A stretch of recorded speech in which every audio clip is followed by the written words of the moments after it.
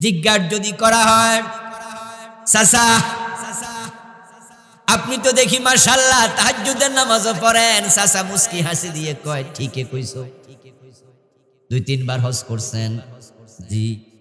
কত সুন্দর দাড়ি, কত সুন্দর টুপি, আপনি 5 ওয়াক্ত নামাজ জামাতের সাথে পড়েন, দেখে মনটা জুড়াইয়া যায়। চাচা আপনার সব ঠিক আছে, কিন্তু নির্বাচন আইলে আপনি ব্রিটিশ আইনের পক্ষে যারা মানব রচিত আইনে দেশ চালায় তাদের মিছিলে যান, তাদের মিটিংয়ে যান, তাদেরকে সাপোর্ট করেন, তাদেরকে ভোট দেন। চাচা আপনি আল্লাহর আইনের পক্ষে আসেন না, এটা কিন্তু ভালো লাগে না। আর সব ভালো লাগে।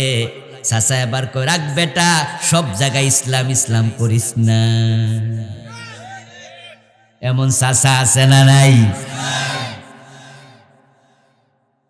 সব জায়গায় ইসলাম ইসলাম করিস না বেটা, সব জায়গা কি আর মানা যায় নাকি? ও দোস্ত, ওজুর ফরজ 4টা, তুমি 3টা মাইনা ওজুওয়ালা হইবা না। সূর্য ডুবা পর্যন্ত রোজা রাখা লাগে, আসর পরে তুমি ইফতার করলে রোজাওয়ালা হইবা না। আল্লাহ বলেছে ইসলামে পুরা ঢোকো, তুমি কিছু অংশ ইসলামের বাইরে রেখে মুসলমান দাবি করতে পারবা না।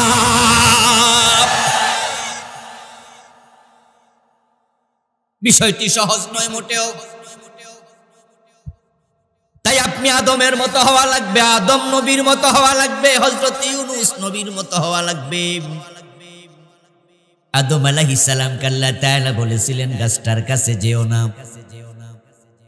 আদম আলাইহিস সালাম সে গাছের কাছে চলে গেছে, গাছের ফল কথা কয় না, গাছের ফল খেয়েছেন। যখন তিনি বুঝে ফেলেছেন যে আমার তো একটু ভুল হয়ে গেছে, আমি তো আল্লাহর কথা পরিপূর্ণ মেনে চলা উচিত ছিল, এখানে পারি নাই। যখনই বুঝেছেন আমার ভুল হয়ে গেছে, আদম নবী তখন চুপ ছিলেন না, তাওবা করেছেন। আপনার আমার চিন্তা আদমের সাথে মিলতেই হবে। ইউনূস আলাইহিস সালামকে আল্লাহ তাআলা নিনুয়া নামক জায়গায় পাঠিয়েছেন নবুয়ত নিয়ে। রাসূলুল্লাহ সাল্লাল্লাহু আলাইহি ওয়াসাল্লাম ব্যতীত আগে যত নবী পৃথিবীতে এসেছে প্রায় সব নবী ছিলেন আঞ্চলিক। উনারা গোত্রের নবী ছিলেন, অঞ্চলের নবী ছিলেন। ওয়াইলা মাদিয়ানা আখাহুম শুআইবা, আল্লাহ কোরআনে বলছেন আমি শুআইব নবীকে মাদায়ান নামক এলাকার নবী বানাইছি, অঞ্চলের নবী। ওয়াইলা আদিনা আখাহুম হুদা, ওয়াইলা সামুদা আখাহুম সালেহা, আমি সালেহ নবীকে সামুদ জাতির জন্য পাঠাইছি। হযরত হুদ আলাইহিস সালামকে আদ জাতির জন্য পাঠাইছি। উনারা ছিলেন অঞ্চলের নবী, বিভিন্ন কওমের নবী। একমাত্র নবী মুহাম্মদ সাল্লাল্লাহু আলাইহি ওয়াসাল্লাম হলেন বিশ্ব নবী। হযরত ইউনূস আলাইহিস সালাম ছিলেন নিনুয়া নামক এলাকার নবী। যেই নবীকে যে কওমের কাছে পাঠানো হয়েছে সে কওমের কাছে দ্বীন প্রচার করতে সে নবী ছিলেন বাধ্য। যেই এলাকায় পাঠিয়েছেন সেই এলাকায় দ্বীন প্রচার করতে সে নবী ছিলেন বাধ্য। কিন্তু হযরত ইউনূস নবীর সাথে নিনুয়ার কিছু লোকের সাথে একটা বিষয় টকজগ হলো, তারা ঈমান আনতে স্বীকার করলো। ওই বিষয়ে যখন টকজগ শুরু হলো, হযরত ইউনূস আলাইহিস সালাম বললেন, ও নিনুয়ার লোকেরা, ঈমান যদি না আনো আমি নবী আমার উপরে, আমার রব আল্লাহর উপরে, তাহলে গজবের জন্য অপেক্ষা করো। তোমাদের উপরে অল্প কয়দিন, এই সময়ের ভিতরে গজব আসবে, আযাব আসবে, তাড়াতাড়ি মুমিন হও, না হয় আযাবের জন্য প্রস্তুতি নেও। ইউনূস আলাইহিস সালাম এটা বললেন ওই নিনুয়া এলাকার একটা অংশের লোকের কাছে, যারা উনার ঈমানের সাথে দ্বিমত করেছে, টকজগ করেছে ঈমান নিয়ে। তারপরে তাদেরকে গজবের কথা বলে তিনি চলে আসলেন। যখন তিনি তার এলাকায় আসলেন, একদিন চলে গেল, 2 দিন চলে গেল। হঠাৎ করে ওই এলাকার মানুষরা দেখলো আকাশ মেঘাচ্ছন্ন। তখন তাদের মাঝে যারা একটু বুদ্ধিদীপ্ত ছিলেন, বুঝের মানুষ ছিলেন, তারা বললেন এই মেঘাচ্ছন্ন আকাশ, এই মেঘ থেকে গজব নাজিল হতে পারে, হতে পারে ইউনুস নবীর কথা সত্য, চলো আমরা সবাই ইউনুসের কাছে যাই, আমরা কালেমা পড়ে মুমিন হই। ওই এলাকার লোকেরা ঈমান আনার জন্য ইউনুস আলাইহিস সালামের বাড়ির দিকে সদল বলে রওনা দিল। ইউনুস আলাইহিস সালামের পরিচিত কোনো একজন লোক দেখলো হাজার হাজার মানুষ আসতেছে, দৌড়াইয়া ইউনুস নবীর বাড়ি গেছে, যাইয়া বলল, হুজুর অনেক লোক আপনার বাড়ির দিকে আসতেছে। লক্ষণ বেশি, কথা কোন লক্ষণ বেশি ভালো না, হাতে লাঠি সোটাও আছে, তলোয়ার মলোয়ার হাতে আছে। আরব জাতি তাদের অভ্যাস ছিল, তারা যেখানে যাইতো সাথে পরনে জামা কাপড় থাক আর না থাক একটা তলোয়ার। এটা আরবদের বৈশিষ্ট্য ছিল। আপনারা যারা পার্বত্য চট্টগ্রাম গেছেন, পার্বত্য চট্টগ্রাম একটু ভিতরে যখন ঢুকবেন তখন দেখবেন সেখানে উপজাতিরা বসবাস করে, চাকমা মগ আছে না, ওদের সেখানে অনেক বাজার আছে। ওরা পাহাড় থেকে সংগ্রহ করা বিষয়বস্তু বাজারে বেচে, অধিকাংশ কাজ করে নারী শ্রমিকেরা। পাহাড়ে হাঁটতেছে, কলা গাছ থেকে কলার ছড়া সংগ্রহ করছে, কাঁঠাল গাছ থেকে কাঁঠাল, আম গাছ থেকে আম। ওই নারীদের হাতে পুরুষদের হাতে এরকম একটা ছোট্ট ছোট্ট দাও আছে, প্রায় সব মানুষের হাতে একটা দাও আছেই। এটা হচ্ছে পাহাড়িদের একটা অভ্যাস। আরবদের অভ্যাস ছিল, তারা তলোয়ার রাখতো সব সময় সাথে। ইউনুস আলাইহিস সালাম খবর শুনলেন আসতেছে একদল লোক, তখন তিনি মনে মনে ভাবলেন, তাদেরকে আমি তো বলে আসছি গজব আসবে অমুক দিন, গজব তো আইছে না। ওই লোকগুলো যখন সিদ্ধান্ত নিয়েছে আমরা ঈমান আনবো, চলো ইউনুসের বাড়িতে, ওই মেঘাচ্ছন্ন আকাশ মেঘমুক্ত হয়ে গেছে, গজব আর আসে নাই। আল্লাহ দেখছে তাদের অন্তর পরিবর্তন হয়েছে, তাই আল্লাহ গজবের সিদ্ধান্ত পরিবর্তন করেছেন। ইউনুস নবী ভাবলো গজব তো আসলো না, এখন তারা হয়তো আমাকে আক্রমণ করতে আসছে, তাই তিনি এলাকা থেকে পালিয়ে যাওয়ার জন্য, জান বাঁচানোর জন্য তিনি বের হয়ে দৌড়াতে শুরু করলেন। দৌড়াতে দৌড়াতে সামনে গিয়ে দেখেন একটা বিশাল সাগর, যেটা পার হয়ে তিনি অপোজিট প্রান্তে চলে যাবেন ওদের আক্রমণ থেকে বাঁচার জন্য। একটা নৌকা পেলেন, তাড়াহুড়ো করে নৌকাতে উঠে গেলেন। আল্লাহ পাক রব্বুল আলামিন দেখলেন আমার ইউনুসকে যে এলাকায় পাঠাইছি আমার অনুমতি ছাড়া সে পালিয়ে যাচ্ছে, পালাইতে আর দেন নাই, সাগরের মাঝে লোকেরা ফেলে দিছে। লম্বা হিস্ট্রি, সংক্ষেপে বললাম, লোকেরা সাগরের মাঝে উনাকে ফেলে দিছে, একটা বড় মাছ উনাকে গিলে ফেলেছে। আল্লাহ কোরআনে আলোচনা করেছেন, ফালতাকামাহুল হুত ওয়া হুয়া মুলিম, একটা বড় মাছ উনাকে লোকমা দিছে, লোকমার মতো গিলছে। হযরত ইউনুস আলাইহিস সালাম মাছের পেটে 40 দিন ছিলেন। অন্ধকার জগৎ, ওই অন্ধকারের ভিতরে হযরত ইউনুস নবী আটকা পড়ে। উনার মনে পড়ে গেল, আমার আল্লাহ তো আমাকে নিনুয়া নামক এলাকায় দিন প্রচারের জন্য পাঠাইছে, আমি আল্লাহর অনুমতি ছাড়া এলাকা ছেড়ে চলে যাচ্ছিলাম, নিশ্চয়ই আমার আল্লাহ এটা পছন্দ করেন নেই। এজন্য তো ঝামেলা হয়েছে। যেই নৌকায় উঠছে ওই নৌকা এরকম ঢুলতে শুরু করেছে, অথচ আকাশে কোনো মেঘ নাই, বাতাস নাই। লোকজন বুঝেছে কোনো একটা ঝামেলা হয়েছে। পরে সেখানে লটারি দিছে, ইউনুস নবীর নাম উঠছে, উনাকে ফেলে দিছে। ইউনুস বুঝছে আমার আল্লাহ এটা করাইছে। তাই ভুল যখন বুঝেছেন তখন তিনি তাওবা করতে 1 সেকেন্ড দেরি করেন নাই। হযরত ইউনুস আলাইহিস সালাম যে দোয়াটা পড়ে তাওবা করেছেন, ওই দোয়াটা আল্লাহর কোরআনের মাঝে আছে না নাই? আমার সাথে পড়ুন, লা ইলাহা ইল্লা আনতা সুবহানাকা ইন্নী কুনতু মিনাজ জালিমিন। সুবহানাল্লাহ পড়েন। আদম আলাইহিস সালাম আল্লাহর কথা লঙ্ঘন করেছেন, তাওবা করতে দেরি করেন নাই। ইউনুস আলাইহিস সালাম এলাকা ছেড়ে চলে যাচ্ছেন, বুঝে এসেছে অন্যায় হয়েছে, তাওবা করতে দেরি করেন নাই।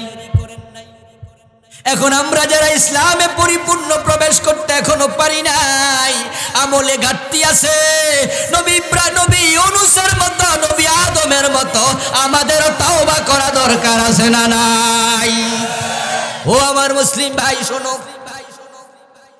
আদম আলাইহিস সালাম জান্নাতে আল্লাহর কথা শোনেননি, গাছের কাছে যাই গেছে, গাছের ফল খাইছে, আল্লাহ উনার কাপড় চোপড় খুলে রাখছে, তারপরে দুনিয়ায় পাঠাইয়া দিছে। আচ্ছা আমরা কি সেখানে কেউ ছিলাম? তা আমরা জানলাম কেমনে? এই ঘটনা আমরা কেমনে জানলাম? এগুলো কোরআনে আছে। আচ্ছা আল্লাহ এগুলো কোরআনে নাজিল কেন করলো? আদম তো আমাদের বাবা, ঠিক না? হাওয়া আমাদের মা।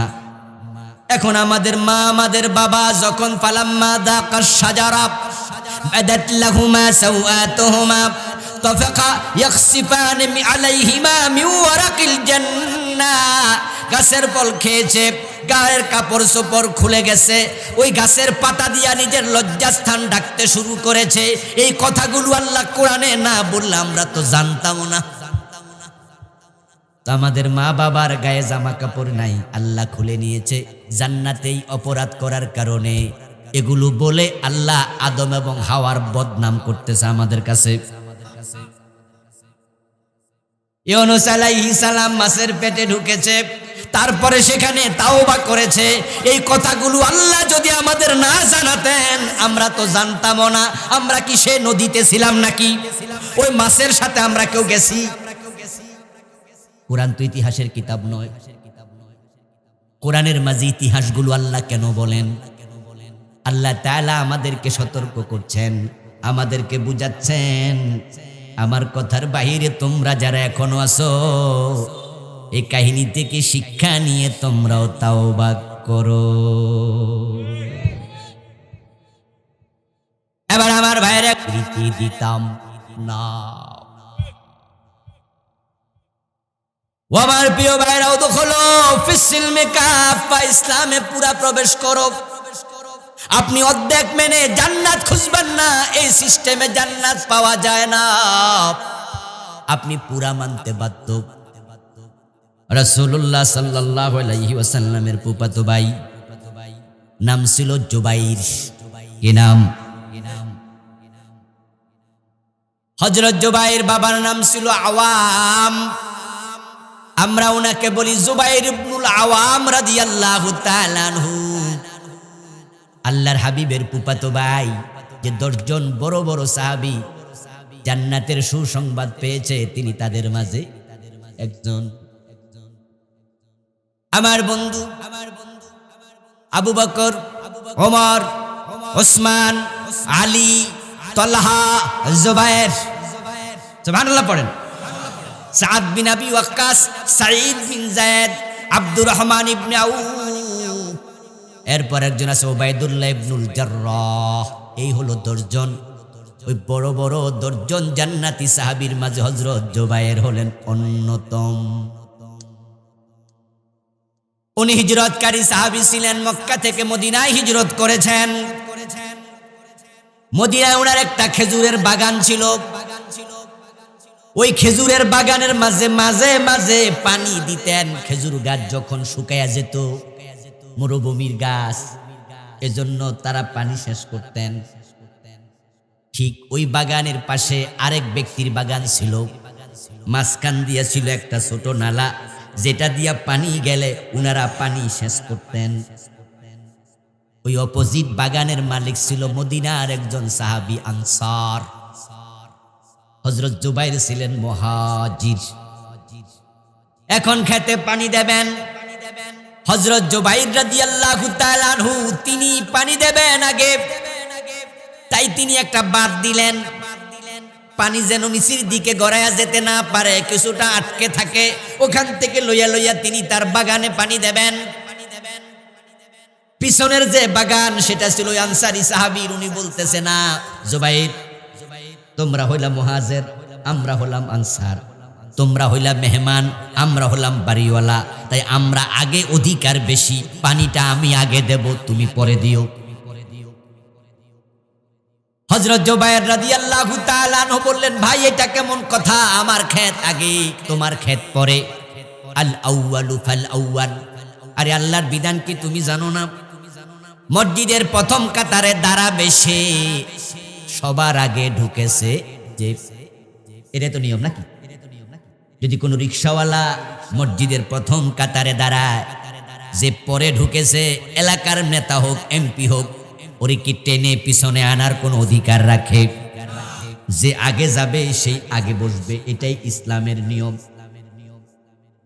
হযরত জুবায়ের বলেন, ফালা আলাউয়ালু ফাল আউয়াল। আগে যার ক্ষমতা তার, আগে যার অধিকার তার। আমার ক্ষেত নালার আগে পড়ছে, তাই আমি আগে পানি দেব। তোমারটা পিছনে পড়ছে, তুমি পরে দেবে।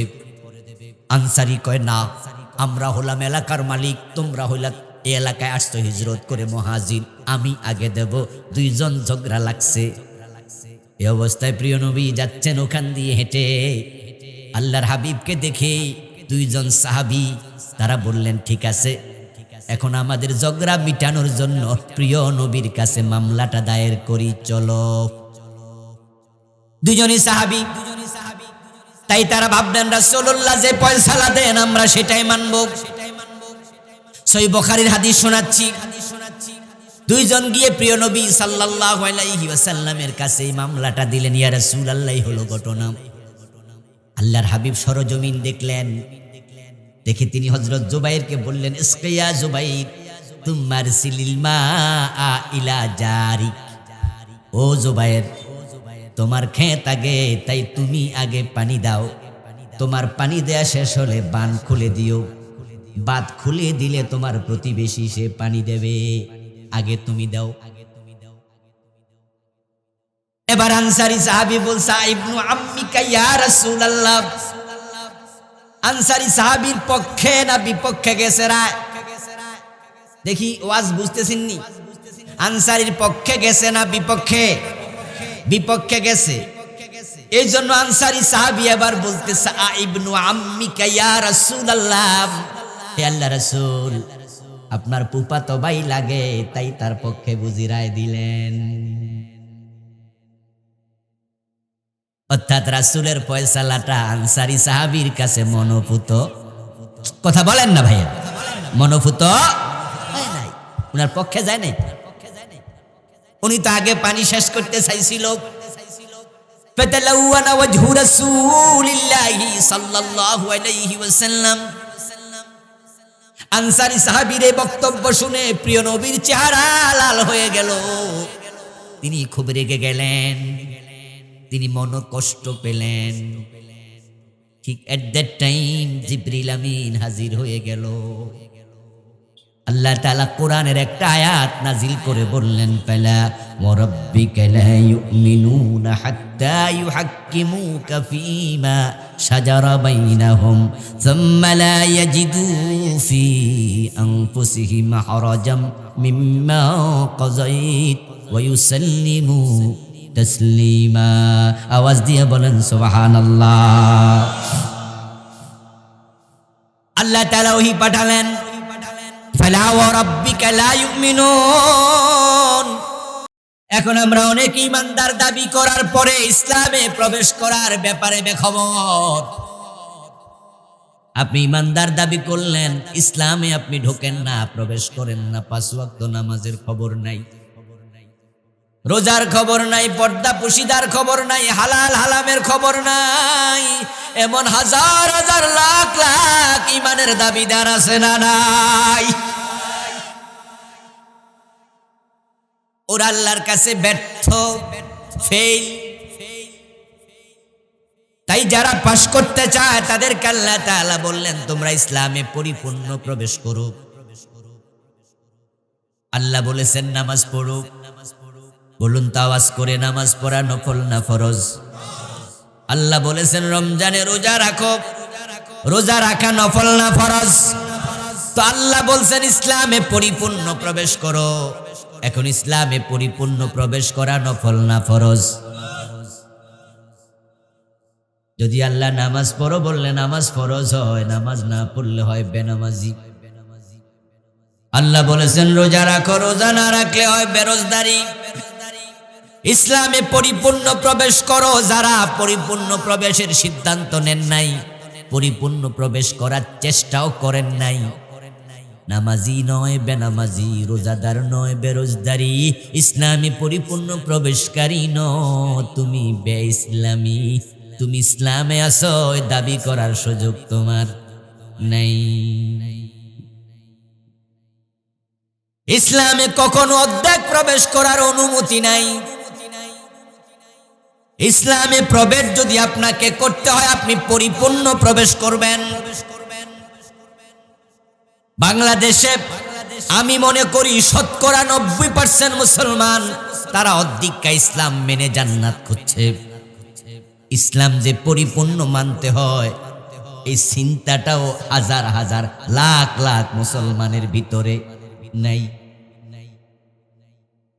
অথচ এটা ইসলামের বিধান, আপনি অর্ধেক মানার সুযোগই নাই। অর্ধেক যদি কেউ মানেন, আপনি প্রশ্ন করবেন, হুজুর আপনি কি পুরা মানেন? আমি বলবো হ্যাঁ, চিন্তার ক্ষেত্রে আমি পুরা মানি, কিন্তু আমলের ক্ষেত্রে আমার কিছু ঘাটতি আছে। তবে আমলে ঘাটতি আছে যেখানে, আমাকে তাওবা করতেই হবে সেখানে। তাহলে আমার চিন্তার ক্ষেত্রে আমি একমত, ইসলাম পুরা মানা লাগবে, এ বিষয়ে কোনো দ্বিমত করার সুযোগ আমার নাই। যদি কোনো ব্যক্তি মনে করে ইসলাম অল্প মানলো জান্নাত পাওয়া যায়, ওই লোকটা ঈমান হারা হয়ে যাবে। কারণ আল্লাহর কাছে সারেন্ডার করার নিয়ম হলো কমপ্লিটলি করতে হয়। মানার ক্ষেত্রে অর্ধেক মানার কোনো সুযোগই নেই। ওযুর ফরজ কয়টা? কথা বলুন। মুখ ধুলেন, হাত ধুলেন, মাথা মাসে করলেন, প্রচন্ড শীতের কারণে পা ধন নাই, ওযু কতটুকু হইছে? অর্ধেক তো হইছে না 75%? আপনি না মুখ ধুইছেন, হাত ধুইছেন, মাথাও তো মাসে করছেন, 4টার মাঝে 3টা তো করছেন, তো ওযু একবারে হয় নাই। এটা কেমন মাসালা? কিছু তো হয়েছে নাকি? হয় নাই। কারণ আল্লাহ বলছে 4 ফরজ, এখানে 3টা মানার কোনো সুযোগই নেই। আমার ভাইরা, আপনি রমজানের রোজা রাখবেন, বলুন তো কোন রোজাওয়ালা যদি সকাল থেকে রোজা শুরু করে আসর পর্যন্ত রাখে, আসরের পরে সে ইচ্ছা করে রোজা ভাঙ্গা লাইছে, সওয়াব পাইছে 80%? আচ্ছা 80% না পাক 50, 30, কত তো রাখছেন আসর পর্যন্ত। দিস ইজ ইসলাম। আল্লাহ বলেছে সুম্মা তিম্মুস সিয়ামা ইলাল লাইল, রোজা যখন তুমি রেখেছো রাত পর্যন্ত রোজা রাখো, রাত আসবে তখন সূর্য ডুববে, রোজা তুমি রেখেছো তাহলে সূর্য ডুবা পর্যন্ত রোজা রাখো। এখন আপনি অর্ধেক রেখে ইফতার করবেন, 4 ভাগের 3 ভাগ রেখে আসর পর ইফতার করবেন। আল্লাহ তাআলা বলে তোর রোজার দাম আমার কাছে কানাও নাই, আমি যা বলেছি তার মাঝে কোনো ডিসকাউন্ট তালাশ করা যায় না। আল্লাহ তাআলা যা বলেন সেটা হলো ফাইনাল। ওদখুলু ফিস-সিলমি কাফা, ইসলামে পুরাপুরি ঢোকো, এটা আল্লাহর অর্ডার। অর্ধেক ঢুকে জান্নাত পাওয়ার চিন্তা করো না, অর্ধেক ইসলাম মেনে জান্নাত পর্যন্ত পৌঁছা যায় না। এখন আমরা তো মানার ক্ষেত্রেই নাই, আর আমলের ক্ষেত্রে তো আরো দূরে। জিজ্ঞাসা যদি করা হয়, চাচা আপনি তো দেখি মাশাআল্লাহ তাহাজ্জুদের নামাজও পড়েন, চাচা মুস্কি হাসি দিয়ে কয় ঠিকই কইছো, 2-3 বার হজ করছেন, জি। কত সুন্দর দাড়ি, কত সুন্দর টুপি, আপনি 5 ওয়াক্ত নামাজ জামাতের সাথে পড়েন, দেখে মনটা জুড়াইয়া যায়। চাচা আপনার সব ঠিক আছে, কিন্তু নির্বাচন আইলে আপনি ব্রিটিশ আইনের পক্ষে, যারা মানব রচিত আইনে দেশ চালায়, তাদের মিছিলে যান, তাদের মিটিংয়ে যান, তাদেরকে সাপোর্ট করেন, তাদেরকে ভোট দেন। চাচা আপনি আল্লাহর আইনের পক্ষে আসেন না, এটা কিন্তু ভালো লাগে না। আর সব ভালো লাগে চাচা এবার কয়, রাখ বেটা, সব জায়গায় ইসলাম ইসলাম করিস না। এমন চাচা আছে না নাই? সব জায়গায় ইসলাম ইসলাম করিস না বেটা, সব জায়গায় কি আর মানা যায় নাকি? ও দোস্ত, অজুর ফরজ 4টা, তুমি 3টা মাইনা অজুওয়ালা হইবা না। সূর্য ডুবা পর্যন্ত রোজা রাখা লাগে, আসর পরে তুমি ইফতার করলে রোজাওয়ালা হইবা না। আল্লাহ বলেছে ইসলামে পুরা ঢোকো, তুমি কিছু অংশ ইসলামের বাইরে রেখে মুসলমান দাবি করতে পারবা না। আল্লাহ তাআলা পৃথিবীতে যত মুমিন আছে ঈমানওয়ালা সকলকে লক্ষ্য করে ডাকছেন, আহ্বান করছেন, ইয়া আইয়ুহাল্লাযীনা আমানু, ওহে তোমরা ঈমান যারা এনেছো শোনো। হে ঈমানদারেরা, আল্লাহ ঈমানদার বলে ডাক দিয়েছেন। আমাদের যাদের ঈমান আছে আল্লাহর ডাকে সাড়া দেয়া দরকার আছে না নাই? চুপ করে থাকলে তো হবে না, আল্লাহর ডাকে সাড়া দেয়া দরকার আছে কিনা? এটা আপনার সৌভাগ্য, আল্লাহ আপনাকে ডাকছেন। আমার বন্ধু আল্লাহ তাআলা যাকে ডাকে, যাকে তিনি আহ্বান করেন, আল্লাহর ডাকে সাড়া দেয়া তার জন্য ফরজ। হে ঈমানদারেরা বলে আল্লাহ কোরআনে ডাকছেন। কোরআনের মাঝে ইয়া আইয়ুহাল্লাযীনা কাফারু, এমন ডাক আপনি পাবেন না। আল্লাহ কাফেরদেরকে ডাক দেন না। প্রধানমন্ত্রী যে কারো কাছে কি কল করে, কল শব্দের অর্থ কি? শিক্ষিত ভাইরা কথা বলুন, কল অর্থ কি? ডাকা। মোবাইলে যদি আমাদেরকে কেউ ডাকে, আমরা এটাকে বলি সে আমার মোবাইলে কি করছে? কল করেছে। প্রধানমন্ত্রী যদি আপনাকে কল করে, তাহলে আপনি তো মনে করবেন খাইছে আমি ক্যাডারে। আপনার এলাকার এমপি মহোদয় যদি আপনাকে কল করে, আপনার মোবাইলে রিং বেজেছে, আপনি রিসিভ করে সালাম দিলেন, আর বিপরীত পাশ থেকে বলল আমি কটিয়াদির এমপি অমুক বলছি, আপনার কাছে তখন কেমন লাগবে? যদি শুয়া থাকেন শুয়া রিসিভ করবেন না, বইয়া যাবেন। যদি বসা থাকেন তাহলে খাড়াই যাবেন, শোয়া থাকলে বসে যাবেন। পরের দিন সকালবেলা চা দোকানে বসে এ বিষয়ে গল্প করবেন যে গত রাতে আমারে এমপি সাহেব কল দিছে। এর মানে আপনি লোকেরে বুঝাইতে চাইবেন তোমরা আমারে চিনো নাই, পাবলিক আমারে ঠিকই। আমার ভাইয়ারা, আপনাকে যদি কেউ কল দেয়, ব্যক্তির অবস্থানের আলোকে কলের মূল্য হবে, আহ্বানের মূল্য হবে। আকাশের মালিক, জমিনের মালিক, আরশের মালিক আপনাকে ঈমানদার বলে ডাকছে। সুবহানাল্লাহ। আমার ভাইয়েরা, যার ঈমান আছে সে ঈমানওয়ালা, যার টাকা আছে সে টাকাওয়ালা, ঠিক না? যার জায়গা আছে সে কি জায়গাওয়ালা।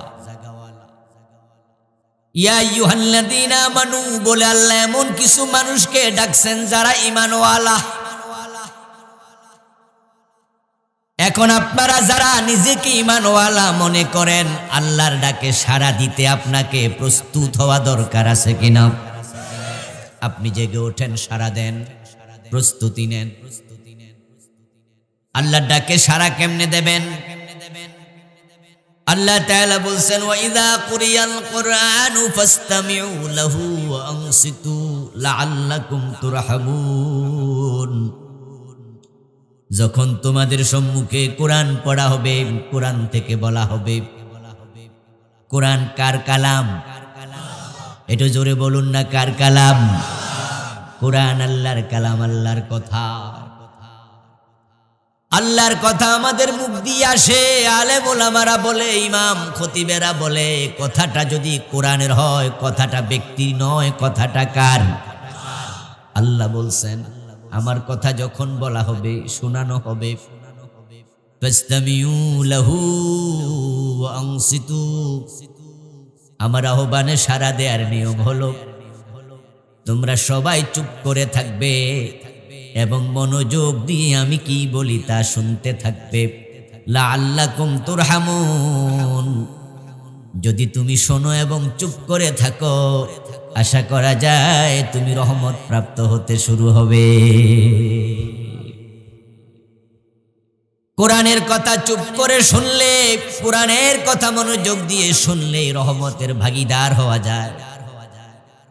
আর যদি সেই কোরআন আমল করে, তাহলে আল্লাহ তাকে রহমতের চাদর দিয়ে আবৃত করে দেন। এখন আল্লাহ তাআলা ডাক দিয়েছেন, হে ঈমানদার, আমরা আবার সবাই মনোযোগ দিয়ে চুপ করে আল্লাহ কি বলেন তা শুনতে শুরু করব।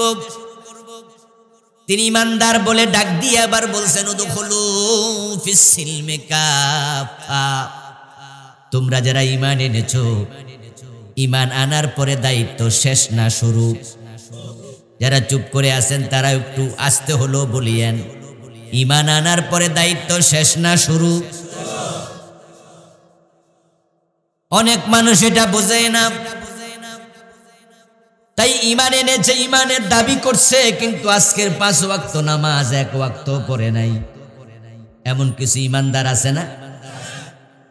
গত রমজানের 1 মাসের রোজা একটা রোজাও রাখে নাই, এমন আছে না? ও বেটা ঈমান এনে কাম শুরু করছে না শেষ করছে? শেষ করছে। সে ঈমান এনেছে, কিন্তু ঈমান আনার পরে তো তাকে ইসলামে পরিপূর্ণ প্রবেশ করতে হবে। ও ঈমানওয়ালা, ঈমান আনার পরে কাজ শেষ করো না, তোমার কাজ শুরু। উদখুলু ফিস সিলমি কাফা, ইসলামী ঈমানওয়ালারা তোমরা পরিপূর্ণ ঢোকো, পরিপূর্ণ প্রবেশ করো। এখন যদি আপনি পরিপূর্ণ প্রবেশ না করেন, তাহলে আপনি ফেল করবেন, ব্যর্থ হবেন। এসএসসিতে এ প্লাস পেয়েছে, এসএসসিতে এ প্লাস পেয়েছে, ডাবল এ প্লাস, এবং প্রতি সাবজেক্টে এ প্লাস পাইলে আমরা তারে কই গোল্ডেন এ প্লাস। যদিও সরকারের খাতায় গোল্ডেন এ প্লাস বলতে কোনো এ প্লাস নাই। জিপিএ 5, যেটা গোল্ডেন ওইটা জিপিএ 5, যেটা গোল্ডেন না এটা সিলভার, ঠিক না? নাকি যেটা সিলভার এটাও এ প্লাস, জিপিএ 5। এসএসসি দাখিল আলেম দুটাতে এসে এ প্লাস পেয়েছে, ভালো রেজাল্ট করে মেডিকেলে ভর্তি হলো, বুয়েটে ভর্তি হলো, ইঞ্জিনিয়ারিং, ঢাকা ইউনিভার্সিটিতে ভর্তি হলো ভালো সাবজেক্টে, মেধা 1 ক্লাস, এসএসসির রেজাল্ট গ্লোরিয়াস। কিন্তু বুয়েটে রুয়েটে চুয়েটে কুয়েটে ঢাকা মেডিকেল, ঢাকা ইউনিভার্সিটি ভর্তি হওয়ার পরে যদি ছেলেটা লেখাপড়ার সামনের দিকে না করে, এখানে থেমে যায়, সে কি ডাক্তার হতে পারবে? ইঞ্জিনিয়ার হবে, ইউনিভার্সিটির প্রফেসর হতে পারবে? সে ফেল করলো, ব্যর্থ হলো। এখন আমরা অনেক ঈমানদার দাবি করার পরে ইসলামে প্রবেশ করার ব্যাপারে বেখবর। আপনি ঈমানদার দাবি করলেন, ইসলামে আপনি ঢোকেন না, প্রবেশ করেন না, 5 ওয়াক্ত নামাজের খবর নাই, রোজার খবর নাই, পর্দা পুশিদার খবর নাই, হালাল হালামের খবর নাই। এমন হাজার হাজার লাখ লাখ ঈমানের দাবিদার আছে না নাই? ওরা আল্লাহর কাছে ব্যর্থ, ফেল। তাই যারা পাশ করতে চায় তাদেরকে আল্লাহ তাআলা বললেন, তোমরা ইসলামে পরিপূর্ণ প্রবেশ করো। আল্লাহ বলেছেন নামাজ পড়ো, বলুন তো আওয়াজ করে, নামাজ পড়া নফল না ফরজ? আল্লাহ বলেছেন রমজানে রোজা রাখো, রোজা রাখা নফল না ফরজ? তো আল্লাহ বলছেন ইসলামে পরিপূর্ণ প্রবেশ করো। এখন ইসলামে পরিপূর্ণ প্রবেশ করা নফল না ফরজ? যদি আল্লাহ নামাজ পড়ো বললে নামাজ ফরজ হয়, নামাজ না পড়লে হয় বেনামাজি। আল্লাহ বলেছেন রোজা রাখো, রোজা না রাখলে হয় বেরোজগারি। ইসলামে পরিপূর্ণ প্রবেশ করো। যারা পরিপূর্ণ প্রবেশের সিদ্ধান্ত নেন নাই, পরিপূর্ণ প্রবেশ করার চেষ্টাও করেন নাই, নামাজি নয় বেনামাজি, রোজাদার নয় বেরোজদারি, ইসলামে পরিপূর্ণ প্রবেশকারী ন, তুমি বে ইসলামী। তুমি ইসলামে আসো, দাবি করার সুযোগ তোমার নাই। ইসলামে কখনো অর্ধেক প্রবেশ করার অনুমতি নাই। ইসলামে প্রবেশ যদি আপনাকে করতে হয়, আপনি পরিপূর্ণ প্রবেশ করবেন। বাংলাদেশে আমি মনে করি 90% মুসলমান, তারা অধিকা ইসলাম মেনে জান্নাত খুঁজছে। ইসলাম যে পরিপূর্ণ মানতে হয়, এই চিন্তাটাও হাজার হাজার লাখ লাখ মুসলমানের ভিতরে নাই। অথচ এটা ইসলামের বিধান, আপনি অর্ধেক মানার সুযোগই নাই। অর্ধেক যদি কেউ মানেন, আপনি প্রশ্ন করবেন হুজুর আপনি কি পুরা মানেন? আমি বলবো হ্যাঁ, চিন্তার ক্ষেত্রে আমি পুরা মানি, কিন্তু আমলের ক্ষেত্রে আমার কিছু ঘাটতি আছে। তবে আমলে ঘাটতি আছে যেখানে, আমাকে তাওবা করতেই হবে সেখানে। তাহলে আমার চিন্তার ক্ষেত্রে আমি একমত, ইসলাম পুরা মানা লাগবে, এ বিষয়ে কোনো দ্বিমত করার সুযোগ আমার নাই। যদি কোনো ব্যক্তি মনে করে ইসলাম অল্প মানলো জান্নাত পাওয়া যায়, ওই লোকটা ঈমান হারা হয়ে যাবে। কারণ আল্লাহর কাছে সারান্ডার করার নিয়ম হলো কমপ্লিটলি করতে হয়। মানার ক্ষেত্রে অর্ধেক মানার কোনো সুযোগই নেই। ওযুর ফরজ কয়টা? কথা বলুন। মুখ ধুলেন, হাত ধুলেন, মাথা মাসে করলেন, প্রচন্ড শীতের কারণে পা ধন নাই, ওযু কতটুকু হইছে? অর্ধেক তো হইছে না 75%? আপনি না মুখ ধুইছেন, হাত ধুইছেন, মাথাও তো মাসে করছেন, 4টার মাঝে 3টা তো করছেন, তো ওযু একবারে হয় নাই। এটা কেমন মাসালা? কিছু তো হয়েছে নাকি? হয় নাই। কারণ আল্লাহ বলছে 4 ফরজ, এখানে 3টা মানার কোনো সুযোগই নেই। আমার ভাইরা, আপনি রমজানের রোজা রাখবেন, বলুন তো কোন রোজাওয়ালা যদি সকাল থেকে রোজা শুরু করে আসর পর্যন্ত রাখে, আসরের পরে সে ইচ্ছা করে রোজা ভাঙ্গা লাইছে, সওয়াব পাইছে 80%? আচ্ছা 80% না পাক 50, 30, কত তো রাখছেন আসর পর্যন্ত। দিস ইজ ইসলাম। আল্লাহ বলেছে সুম্মা তিম্মুস সিয়ামা ইলাল লাইল, রোজা যখন তুমি রেখেছো রাত পর্যন্ত রোজা রাখো, রাত আসবে তখন সূর্য ডুববে, রোজা তুমি রেখেছো তাহলে সূর্য ডুবা পর্যন্ত রোজা রাখো। এখন আপনি অর্ধেক রেখে ইফতার করবেন, 4 ভাগের 3 ভাগ রেখে আসর পর ইফতার করবেন। আল্লাহ তাআলা বলে তোর রোজার দাম আমার কাছে একানাও নাই, আমি যা বলেছি তার মাঝে কোনো ডিসকাউন্ট তালাশ করা যায় না। আল্লাহ তাআলা যা বলেন সেটা হলো ফাইনাল।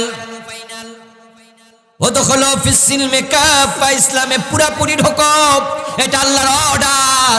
অর্ধেক ঢুকে জান্নাত পাওয়ার চিন্তা করো না। অর্ধেক ইসলাম মেনে জান্নাত পর্যন্ত পৌঁছা যায় না। এখন আমরা তো মানার ক্ষেত্রেই নাই, আর আমলের ক্ষেত্রে তো আরো দূরে।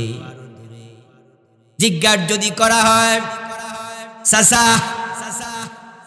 আপনি তো দেখি মাশাআল্লাহ তাহাজ্জুদের নামাজও পড়েন, চাচা মুস্কি হাসি দিয়ে কয় ঠিকই কইছো, 2-3 বার হজ করছেন, জি। কত সুন্দর দাড়ি, কত সুন্দর টুপি, আপনি 5 ওয়াক্ত নামাজ জামাতের সাথে পড়েন, দেখে মনটা জুড়াইয়া যায়। চাচা আপনার সব ঠিক আছে, কিন্তু নির্বাচন আইলে আপনি ব্রিটিশ আইনের পক্ষে যারা মানব রচিত আইনে দেশ চালায় তাদের মিছিলে যান, তাদের মিটিংয়ে যান, তাদেরকে সাপোর্ট করেন, তাদেরকে ভোট দেন। চাচা আপনি আল্লাহর আইনের পক্ষে আসেন না, এটা কিন্তু ভালো লাগে না। আর সব ভালো লাগে। চাচা এবার কই রাখ বেটা, সব জায়গায় ইসলাম ইসলাম করিস না। এমন চাচা আছে না নাই? সব জায়গায় ইসলাম ইসলাম করিস না বেটা, সব জায়গা কি আর মানা যায় নাকি? ও দোস্ত, অজুর ফরজ 4টা, তুমি 3টা মাইনা অজুওয়ালা হইবা না। সূর্য ডুবা পর্যন্ত রোজা রাখা লাগে, আসর পরে তুমি ইফতার করলে রোজাওয়ালা হইবা না। আল্লাহ বলেছে ইসলামে পুরা ঢোকো, তুমি কিছু অংশ ইসলামের বাইরে রেখে মুসলমান দাবি করতে পারবা না।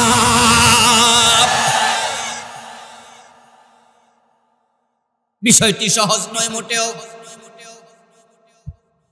তাই আপনি আদমের মতো হওয়া লাগবে, আদম নবীর মতো হওয়া লাগবে, হযরত ইউনূস নবীর মতো হওয়া লাগবে। আদম আলাইহিস সালামকে আল্লাহ তাআলা বলেছিলেন গাছটার কাছে যেও না। আদম আলাইহিস সালাম সে গাছের কাছে চলে গেছে, গাছের ফলও কথা কয় না গাছের ফলও খেয়েছেন। যখন তিনি বুঝে ফেলেছেন যে আমার তো একটু ভুল হয়ে গেছে, আমি তো আল্লাহর কথা পরিপূর্ণ মেনে চলা উচিত ছিল, এখানে পারি নাই। যখনই বুঝেছেন আমার ভুল হয়ে গেছে, আদম নবী তখন চুপ ছিলেন না, তাওবা করেছেন। আপনার আমার চিন্তা আদমের সাথে মিলতেই হবে। ইউনূস আলাইহিস সালামকে আল্লাহ তাআলা নিনুয়া নামক জায়গায় পাঠিয়েছেন নবুয়ত নিয়ে। রাসূলুল্লাহ সাল্লাল্লাহু আলাইহি ওয়াসাল্লাম ব্যতীত আগে যত নবী পৃথিবীতে এসেছে প্রায় সব নবী ছিলেন আঞ্চলিক। উনারা গোত্রের নবী ছিলেন, অঞ্চলের নবী ছিলেন। ওয়াইলা মাদিয়ানা আখাহুম শুআইবা, আল্লাহ কোরআনে বলছেন আমি শুআইব নবীকে মাদায়ান নামক এলাকার নবী বানাইছি, অঞ্চলের নবী। ওয়াইলা আদিনা আখাহুম হুদা ওয়াইলা সামুদা আখাহুম সালেহা, আমি সালেহ নবীকে সামুদ জাতির জন্য পাঠাইছি। হযরত হুদ আলাইহিস সালামকে আদ জাতির জন্য পাঠাইছি। উনারা ছিলেন অঞ্চলের নবী, বিভিন্ন কওমের নবী। একমাত্র নবী মুহাম্মদ সাল্লাল্লাহু আলাইহি ওয়াসাল্লাম হলেন বিশ্ব নবী। হযরত ইউনূস আলাইহিস সালাম ছিলেন নিনুয়া নামক এলাকার নবী। যেই নবীকে যে কওমের কাছে পাঠানো হয়েছে সে কওমের কাছে দ্বীন প্রচার করতে সে নবী ছিলেন বাধ্য। যেই এলাকায় পাঠিয়েছেন সেই এলাকায় দ্বীন প্রচার করতে সে নবী ছিলেন বাধ্য। কিন্তু হযরত ইউনূস নবীর সাথে নিনুয়ার কিছু লোকের সাথে একটা বিষয় টকজগ হলো, তারা ঈমান আনতে স্বীকার করলো। ওই বিষয়ে যখন টকজগ শুরু হলো, হযরত ইউনূস আলাইহিস সালাম বললেন, ও নিনুয়ার লোকেরা, ঈমান যদি না আনো আমি নবী আমার উপরে, আমার রব আল্লাহর উপরে, তাহলে গজবের জন্য অপেক্ষা করো। তোমাদের উপরে অল্প কয়দিন, এই সময়ের ভিতরে গজব আসবে, আযাব আসবে, তাড়াতাড়ি মুমিন হও, না হয় আযাবের জন্য প্রস্তুতি নেও। ইউনূস আলাইহিস সালাম এটা বললেন ওই নিনুয়া এলাকার একটা অংশের লোকের কাছে, যারা উনার ঈমানের সাথে দ্বিমত করেছে, টকজগ করেছে ঈমান নিয়ে। তারপরে তাদেরকে গজবের কথা বলে তিনি চলে আসলেন। যখন তিনি তার এলাকায় আসলেন, একদিন চলে গেল, দুদিন চলে গেল। হঠাৎ করে ওই এলাকার মানুষরা দেখলো আকাশ মেঘাচ্ছন্ন। তখন তাদের মাঝে যারা একটু বুদ্ধিদীপ্ত ছিলেন, বুঝের মানুষ ছিলেন, তারা বললেন, এই মেঘাচ্ছন্ন আকাশ, এই মেঘ থেকে গজব নাজিল হতে পারে। ইউনূস নবীর কথা সত্য, চলো আমরা সবাই ইউনূসের কাছে যাই, আমরা কালেমা পড়ে মুমিন হই। ওই এলাকার লোকেরা ঈমান আনার জন্য ইউনূস আলাইহিস সালামের বাড়ির দিকে সদল বলে রওনা দিল। ইউনূস আলাইহিস সালামের পরিচিত কোনো একজন লোক দেখলো হাজার হাজার মানুষ আসতেছে, দৌড়াইয়া ইউনূস নবীর বাড়ি গেছে। যাইয়া বলল, হুজুর অনেক লোক আপনার বাড়ির দিকে আসতেছে, লক্ষণ বেশি, কথা কোন লক্ষণ বেশি ভালো না। হাতে লাঠি সোটাও আছে, তলোয়ার মলোয়ার হাতে আছে। আরব জাতি তাদের অভ্যাস ছিল, তারা যেখানে যাইতো সাথে পরনে জামা কাপড় থাক আর না থাক একটা তলোয়ার। এটা আরবদের বৈশিষ্ট্য ছিল। আপনারা যারা পার্বত্য চট্টগ্রাম গেছেন, পার্বত্য চট্টগ্রাম একটু ভিতরে যখন ঢুকবেন তখন দেখবেন সেখানে উপজাতিরা বসবাস করে।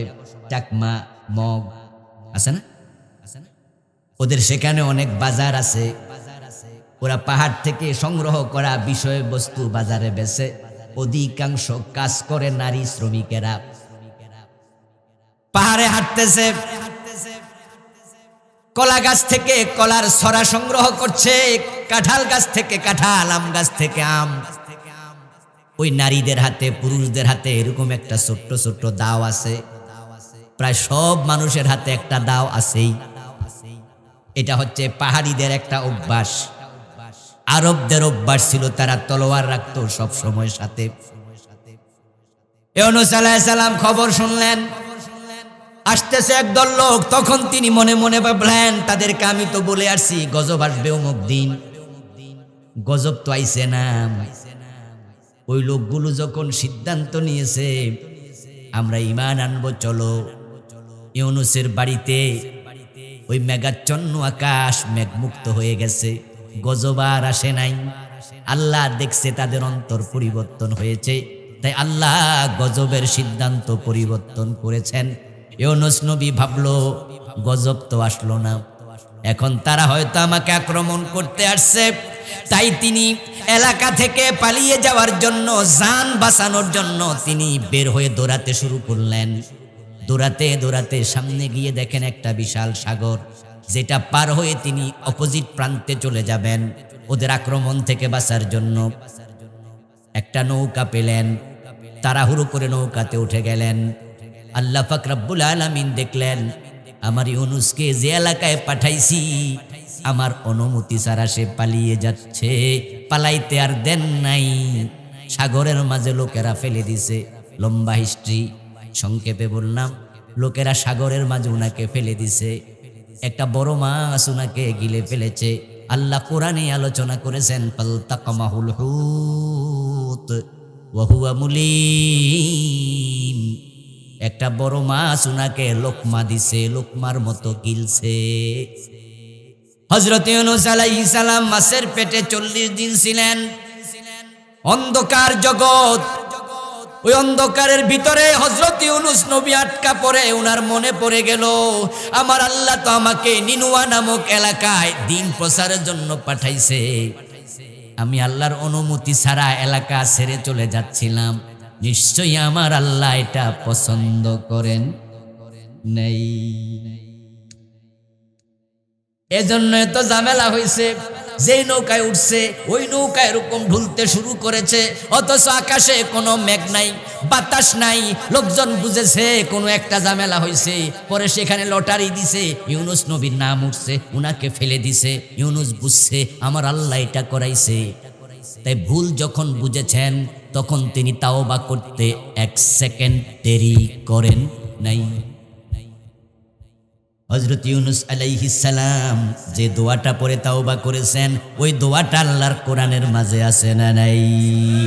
আমার সাথে পড়ুন, লা ইলাহা ইল্লা আনতা সুবহানাকা ইন্নী কুনতু মিনাজ জালিমিন।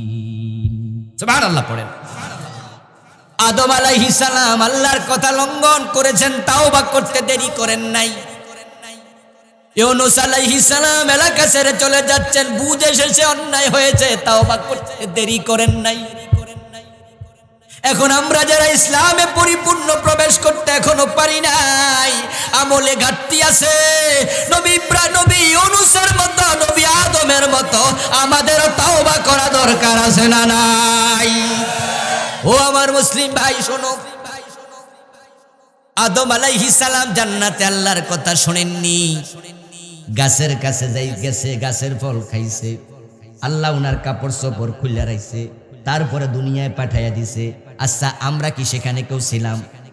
তো আমরা জানলাম কেমনে? এই ঘটনা আমরা কেমনে জানলাম? এগুলো কোরআনে আছে। আচ্ছা আল্লাহ এগুলো কোরআনে নাজিল কেন করলো? আদম তো আমাদের বাবা, ঠিক না? হাওয়া আমাদের মা।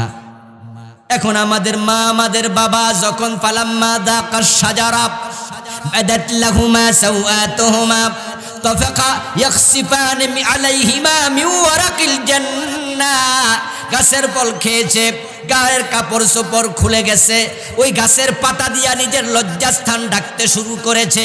এই কথাগুলো আল্লাহ কোরআনে না বললে আমরা তো জানতাম না। আমাদের মা বাবার গায়ে জামা কাপড় নাই, আল্লাহ খুলে নিয়েছে জান্নাতেই অপরাধ করার কারণে। এগুলো বলে আল্লাহ আদম এবং হাওয়ার বদনাম করতেছে আমাদের কাছে। ইউনূস আলাইহিস সালাম মাছের পেটে ঢুকেছে, তারপরে সেখানে তাওবা করেছে। এই কথাগুলো আল্লাহ যদি আমাদের না জানাতেন আমরা তো জানতামও না। আমরা কি সে নদীতে ছিলাম নাকি? ওই মাছের সাথে আমরা কেউ গেছি? কোরআন তো ইতিহাসের কিতাব নয়। কোরআনের মাঝে ইতিহাসগুলো আল্লাহ কেন বলেন? আল্লাহ তাআলা আমাদেরকে সতর্ক করছেন, আমাদেরকে বুঝাচ্ছেন, আমার কথার বাহিরে তোমরা যারা এখনো আছো এই কাহিনী থেকে শিক্ষা নিয়ে তোমরাও তাওবা করো। এবার আমার ভাইরা প্রীতি দিতাম না। আমার প্রিয় ভাইরাও দখলো ফিসিলমে কাফা, ইসলামে পুরা প্রবেশ করো। আপনি অর্ধেক মেনে জান্নাত খুঁজবেন না, এই সিস্টেমে জান্নাত পাওয়া যায় না। আপনি পুরা মানতে বাধ্য। রাসূলুল্লাহ সাল্লাল্লাহু আলাইহি ওয়াসাল্লামের ফুফাতো ভাই নাম ছিল জুবাইর। কি নাম? হযরত জুবাইর বাবার নাম ছিল আওয়াম। আমরা ওনাকে বলি জুবাইর ইবনুল আওয়াম রাদিয়াল্লাহু তাআলা আনহু। আল্লাহর হাবিবের ফুফাতো ভাই, যে 10 জন বড় বড় সাহাবী জান্নাতের সুসংবাদ পেয়েছে, তিনি তাদের মাঝে একজন। আমার বন্ধু আবু বকর, ওমর, ওসমান, আলী, তলহা, জুবাইর, সুবহানাল্লাহ পড়েন। সাদ বিন আবি ওয়াক্কাস, সাঈদ বিন যায়েদ, আব্দুর রহমান ইবনে আউফ, এরপর একজন আছে উবাইদুল্লাহ ইবনুল জাররাহ। এই হলো 10 জন। ওই বড় বড় 10 জন জান্নাতি সাহাবীর মাঝে হযরত জুবাইর হলেন অন্যতম। উনি হিজরতকারী সাহাবী ছিলেন, মক্কা থেকে মদিনায় হিজরত করেছেন। মদিনায় ওনার একটা খেজুরের বাগান ছিল। ওই খেজুরের বাগানের মাঝে মাঝে মাঝে পানি দিতেন। খেজুর গাছ যখন শুকায়া যেত, মরুভূমির গাছ, এজন্য তারা পানি শেষ করতেন। ঠিক ওই বাগানের পাশে আরেক ব্যক্তির বাগান ছিল। মাঝখান দিয়া ছিল একটা ছোট নালা, যেটা দিয়া পানি গেলে উনারা পানি শেষ করতেন। ওই অপোজিট বাগানের মালিক ছিল মদিনার একজন সাহাবী আনসার। হযরত জুবাইর ছিলেন মুহাজির। এখন খেতে পানি দেবেন, হযরত জুবাইর রাদিয়াল্লাহু তাআলা আনহু তিনি পানি দেবেন আগে, তাই তিনি একটা বাঁধ দিলেন। পানি যেন নিচের দিকে গড়াইয়া যেতে না পারে, কিছুটা আটকে থাকে, ওখান থেকে লইয়া লইয়া তিনি তার বাগানে পানি দেবেন। পিছনের যে বাগান সেটা ছিল আনসারী সাহাবীর। উনি বলতেছে, না জুবাইর, তোমরা হইলা মুহাজির, আমরা হলাম আনসার। তোমরা হইলা মেহমান, আমরা হলাম বাড়িওয়ালা, তাই আমরা আগে অধিকার বেশি। পানিটা আমি আগে দেব, তুমি পরে দিও। হযরত জুবাইর রাদিয়াল্লাহু তাআলা আনহু বললেন, ভাই এটা কেমন কথা? আমার ক্ষেত আগে, তোমার ক্ষেত পরে। আল আউয়ালু ফাল আউয়াল। আরে আল্লাহর বিধান কি তুমি জানো না? মসজিদের প্রথম কাতারে দাঁড়াবে সে সবার আগে ঢুকেছে। যে এটা তো নিয়ম নাকি? যদি কোনো রিকশাওয়ালা মসজিদের প্রথম কাতারে দাঁড়ায়, যে পরে ঢুকেছে এলাকার নেতা হোক, এমপি হোক, ওরে কি টেনে পিছনে আনার কোনো অধিকার রাখে? যে আগে যাবে সেই আগে বসবে, এটাই ইসলামের নিয়ম। হযরত জুবায়ের বলেন ফালা আলাউয়ালু ফাল আউয়াল, আগে যার ক্ষমতা তার, আগে যার অধিকার তার। আমার ক্ষেত নালার আগে পড়ছে তাই আমি আগে পানি দেব, তোমারটা পিছনে পড়ছে তুমি পরে দেবে। আনসারী কয় না, আমরা হলাম এলাকার মালিক, তোমরা হইলা এই এলাকায় আসছো হিজরত করে মুহাজির, আমি আগে দেব। দুইজন ঝগড়া লাগছে। এই অবস্থায় প্রিয় নবী যাচ্ছেন ওখান দিয়ে হেঁটে, আল্লাহর হাবিবকে দেখে দুইজন সাহাবী তারা বললেন ঠিক আছে, এখন আমাদের ঝগড়া মিটানোর জন্য প্রিয় নবীর কাছে মামলাটা দায়ের করি, চলো। দুজনই সাহাবী, তাই তারা ভাবলেন রাসূলুল্লাহ যে ফয়সালা দেন আমরা সেটাই মানব।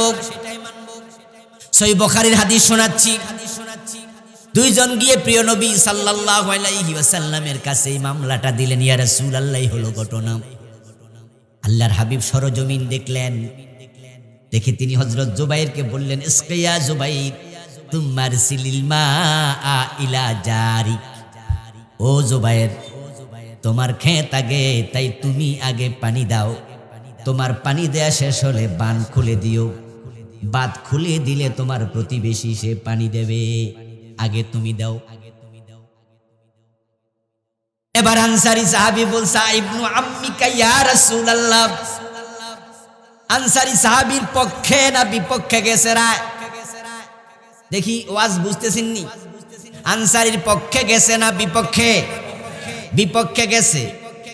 এই জন্য আনসারী সাহাবী এবার বলতেছে ইবনু আম্মিকা ইয়া রাসূলুল্লাহ, হে আল্লাহর রাসূল আপনার ফুফাতো ভাই লাগে তাই তার পক্ষে বুঝি রায় দিলেন। অর্থাৎ রাসূলের ফয়সালাটা আনসারী সাহাবীর কাছে মনোপুত। কথা বলেন না ভাইয়া, মনোপুত হয় নাই, উনার পক্ষে যায় নাই। উনি তো আগে পানি শেষ করতে চাইছিল। ফাতালাওয়ানা ওয়াজহু রাসূলিল্লাহি সাল্লাল্লাহু আলাইহি ওয়াসাল্লাম, আনসারী সাহাবীর এই বক্তব্য শুনে প্রিয় নবীর চেহারা লাল হয়ে গেল। তিনি খুব রেগে গেলেন, তিনি মন কষ্ট পেলেন। ঠিক এট দ্যাট টাইম জিবরিল আমিন হাজির হয়ে গেল। আল্লাহ তাআলা কোরআনের একটা আয়াত নাজিল করে বললেন ফালা ওয়া রাব্বিকা লা ইউমিনুনা হাত্তা ইউহাক্কিমুকা ফীমা শাজারা বাইনাহুম সুম্মা লা ইয়াজিদু ফী আনফুসিহিম হারাজাম মিম্মা কাযাইত ওয়া ইউসাল্লিমু তাসলিমা। আওয়াজ দিয়ে বলেন সুবহানাল্লাহ। আল্লাহ তাআলা ওহী পাঠালেন, ফালা ওয়া রাব্বিকা লা ইউমিনুন, ও নবী আপনার রবের কসম। রাসূলের রবকে? মাশাআল্লাহ, জোরে বলুন রাসূলের রবকে? আমাদের রবকে? আপনার রবের কসম মানে আল্লাহ নিজে নিজের কসম করে বলতেছেন লা ইউমিনুন, এই লোকগুলো মুমিন হতে পারবে না হাত্তা ইউহাক্কিমুকা ফীমা শাজারা বাইনাহুম, যতক্ষণ তাদের মাঝে ঘটে যাওয়া সব ব্যাপারে আপনাকে হাকিম না বানাবে। সুম্মা লা ইয়াজিদু ফী আনফুসিহিম হারাজাম মিম্মা কাযাইতা ওয়া ইউসাল্লিমু তাসলিমা, এবং আপনি যে বিচার করেন, ফয়সালা করেন, আদেশ দেন, নিষেধ করেন, আপনি যা বলেন সর্বান্তকরণে যতক্ষণ মেনে না নেবে ততক্ষণ পর্যন্ত যতই নামাজ পড়ুক, রোজা রাখুক, কালেমা পড়ুক, তোমার রবের কসম তারা ঈমানদারি হতে পারবে না। ঈমানদার হওয়ার জন্য, মুমিন মুসলিম হওয়ার জন্য শর্ত আমার আল্লাহ এবং তার রাসূল যা বলবে বলতে দেরি, মানতে দেরি করা যাবে না। আপনি অর্ধেক মাইনা ইসলাম খোঁজেন, জান্নাত খোঁজেন কেমনে? আসতে দেরি, মানতে দেরি করার সুযোগ তোমার নাই। মানবো কি মানবো না এই চিন্তা করার অধিকারও নাই। আল্লাহ তাআলা বলছেন মা কানা লিমিনিন ওয়ালা মুমিনাতিন ইযা কাদাল্লাহু ওয়া রাসূলুহু আমরান আন ইয়াকুনা লাহুমুল খিয়ারাতু মিন আমরিহিম। তুমি পুরুষ হওয়ার নারী হও, যদি ইমানদার নিজকে দাবি করো, ইয়া আইয়ুহাল্লাযীনা আমানু বলে তোমাকে বলছে বন্ধু শোনো, ইমানের দাবি করলে আমি আল্লাহ আমার রাসূল যা বলবো মানবো কি মানবো না এই চিন্তাও করতে পারবা না। ক্বালু সামিনা ওয়া আতানা, যারা মুমিন তারা বলবে শুনলাম এবং মানলাম, শুনতে দেরি মানতে দেরি করতে পারবে না। রাসূলুল্লাহ সাল্লাল্লাহু আলাইহি ওয়াসাল্লাম হিজরত করার পরে 16-17 মাস তিনি নামাজ পড়েছেন বাইতুল মুকাদ্দাসের দিকে ফিরে। কোন দিকে? বাইতুল মুকাদ্দাস। বাইতুল মুকাদ্দাস ছিল মদিনা থেকে উত্তর দিকে, আর মক্কা শরীফ হলো মদিনা থেকে দক্ষিণ দিকে। বাইতুল মুকাদ্দাসের দিকে ফিরে প্রিয় নবী নামাজ পড়লেন 16 অথবা 17 মাস। কিন্তু আল্লাহর হাবিবের মনের মাঝে একটা তামান্না, একটা আকাঙ্ক্ষা ছিল, আমার কিবলা যদি কাবা হইতো। এরকম একটা আকাঙ্ক্ষা তিনি মনের মাঝে লালন করতেন। একদিন তিনি নামাজ পড়তেছেন, কোন মুহাদ্দিস বলছে জোহরের নামাজ, কেউ কেউ বলছে আসরের নামাজ, ইখতিলাফ আছে। 2 রাকাত ফরজ করেছেন আর 2 রাকাতের জন্য রাসূল দাঁড়াইছে। এই অবস্থায় জিবরিল আমিন নামাজ চলাকালে ওহী নিয়ে হাজির হয়েছে, বলেছে ফাওয়াল্লি ওয়াজহাকা শাতরাল মসজিদিল হারাম, আল্লাহর নবী আপনার চেহারা আপনি কাবার দিকে ফিরাইয়া দেন। নামাজ ছিল 4 রাকাত, পড়েছিলেন কয় রাকাত? জোরে বলতে হবে, কয় রাকাত? বাকি আছে কয় রাকাত? এই আয়াত নাজিল হওয়ার পরে রাসূলুল্লাহ সাল্লাল্লাহু আলাইহি ওয়াসাল্লাম তো মনে মনে ভাবতে পারতেন, যেহেতু 2 রাকাত পড়ে লাইছি, এই ওয়াক্ত যাক, আগামী ওয়াক্ত কাবার দিকে ফিরা যাবে। রাসূলুল্লাহ পরের ওয়াক্তের জন্য অপেক্ষা করলেন না, নামাজের ভিতরে ফিরে গেলেন। মাশাআল্লাহ, উত্তর সঠিক। আল্লাহর হাবিব নামাজ চলাকালে ফিরে গেলেন। এই আদেশ অবতীর্ণ হতে দেরি, মানতে আর দেরি করেন নাই, নামাজের ভিতরে ফিরে গেলেন। আমার বন্ধু, আপনাদের এখানে আমার দিক সমস্যা, আমার মনে হয় আমি দক্ষিণ দিকে ফিরে বসে আছি। আসলে কি এটা দক্ষিণ? পশ্চিম। ঘরে নামাজ পড়ছি তো এটাই দেখাইছে পশ্চিম। তাহলে দক্ষিণ কোনটা? এটা দক্ষিণ। এটা কি? তো আল্লাহর হাবিব উত্তর দিকে ফিরে নামাজ পড়তেছিলেন, যেহেতু মসজিদে আকসা উত্তর দিকে। আচ্ছা, তাহলে উত্তর দিকে ফিরে রাসূল নামাজ পড়তেছেন। আল্লাহ এই টাইমে কয় আপনার চেহারা আপনি দক্ষিণ দিকে ফিরান। তো যদি কইতো একটু পশ্চিম দিকে তাহলে কাইত হইলে চলতো, বা যদি কইতো পূর্ব দিকে কাইত হইলে চলতো। দক্ষিণ দিকে করার কারণে তো কাইত হওয়ার সুযোগও নাই, ফুরা ফিরতে হয়েছে, ঠিক না? আল্লাহর হাবিব নামাজের মাঝে 180 ডিগ্রি ফিরলেন, মানে পুরা। আল্লাহ রাসূল ইসলাম কি জিনিস বুঝাইয়া দিলেন, আমার আল্লাহ আদেশ করতে দেরি, আল্লাহর আদেশ মানতে দেরি করা যায় না। আর আমরা কিছু মাইনা বাকি বাদ দিয়া কই জান্নাতে যাব। নামাজ পড়ে 5 ওয়াক্ত আবার সুদে টাকা লাগায়া রাখছে, এমন নামাজি আছে না নাই? 5 ওয়াক্ত নামাজ পড়া বেডা মনে মনে কয়, হুজুররা কয় নামাজ জান্নাতের চাবি, চাবি পাইলে ঠেকায় কে? তাই নামাজও সারে না, সুদও। নামাজ পড়া তুমি মুছে তেল দিচ্ছ, জান্নাতের কাঁঠাল খাইবা, কষ যেন না লাগে, ভাব ধরছো তুমি জান্নাতি। প্রিয় ভাই, ভুলে যেও না, ফাওয়াইলুল লিল মুসাল্লিন এমন একটা আয়াত কোরআনে আছে না নাই? আল্লাহ বলে, অতঃপর কিছু মুসল্লির জন্য ওয়াইল দোজক বানাইছি। নামাজ জান্নাতের চাবি হাদিস আছে, যদিও হাদিসের মান একটু জয়ীফ, কিন্তু হাদিস আছে। চাবি পাইছো কিন্তু বাড়ি পাও নাই। জান্নাত হলো তোমার বাড়ি। ওই জান্নাতে যেতে হলে শুধু চাবির মালিক হইলে চলবে না, বাড়ির মালিক হওয়া লাগবে।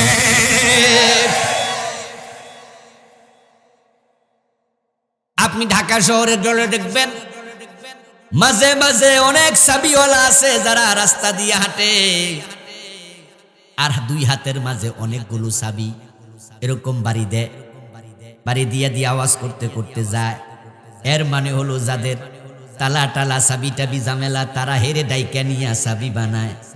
যে বেটা গুলশান বনানিতে এরকম শত শত চাবি লইয়া হাঁটতেছে রাস্তায়, এ গুলশানে বাড়ি আছে কয়টা, কিন্তু চাবি আছে না নাই?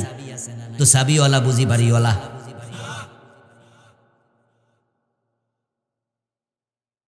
এখন শুধু নামাজ পড়া অধিকা জান্নাতি হইছে, ভাব ধরছে, মুছে তেল দিচ্ছে, জান্নাত ঠেকায় কে? ওদখুলু ফিস-সিলমি কাফা, ইসলামে পরিপূর্ণ ঢোকো, এখানে কোন রকমের ডিসকাউন্ট তালাশ করা যাবে না। আয়াতের প্রথম অংশ। দ্বিতীয় অংশ হলো ওয়ালা তাত্তাবিউ খুতুওয়াতিশ শাইতান, শয়তানের পদাঙ্ক অনুসরণ করিও না। প্রথম অংশে বলে ইসলামে পুরা ঢোকো, পরের অংশে কয় শয়তানের পদাঙ্ক অনুসরণ করো না। শুনতে মনে হয় যেন দুই রকম অর্ডার, ভিন্ন দুটি আদেশ, কিন্তু না না, একটার সাথে আরেকটার মিল আছে, ভিন্ন আদেশ নয়, একটার সাথে আরেকটার সম্পর্ক আছে।